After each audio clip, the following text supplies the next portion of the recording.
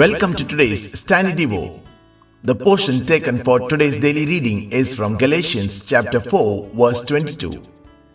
It is written that Abraham had two sons, the one by a bondwoman, the other by a free woman. The theme for today is the offering of the natural.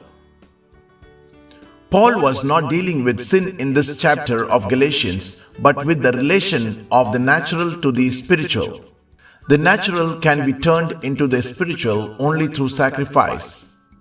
Without this, a person will lead a divided life. Why did God demand that the natural must be sacrificed? God did not demand it. It is not God's perfect will, but His permissible will. God's perfect will was for the natural to be changed into the spiritual through obedience. Sin is what made it necessary for the natural to be sacrificed. Abraham had to offer up Ishmael before he offered up Isaac. Genesis chapter 21 verses from 8 to 14 says so. Some of us are trying to offer up spiritual sacrifices to God before we have sacrificed the natural. The only way we can offer a spiritual sacrifice to God is to present our bodies as a living sacrifice. Romans chapter 12 verse 1 says so. Sanctification means more than being freed from sin. It means the deliberate commitment of myself to the God of my salvation and being willing to pay whatever it may cost. If we do not sacrifice the natural to the spiritual, the natural life will resist and defy the life of the Son of God in us and will produce continual turmoil.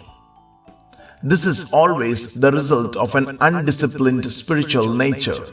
We go wrong because we stubbornly refuse to discipline ourselves physically, morally, or mentally. We excuse ourselves by saying, "Well, I was taught to be disciplined when I was a child." Then discipline yourself now. If you don't, you will ruin your entire personal life for God. God is not actively involved with our natural life as long as we continue to pamper and gratify it.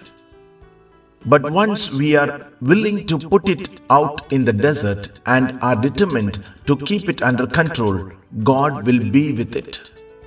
He will then provide wells, oases, and fulfill all His promises for the natural.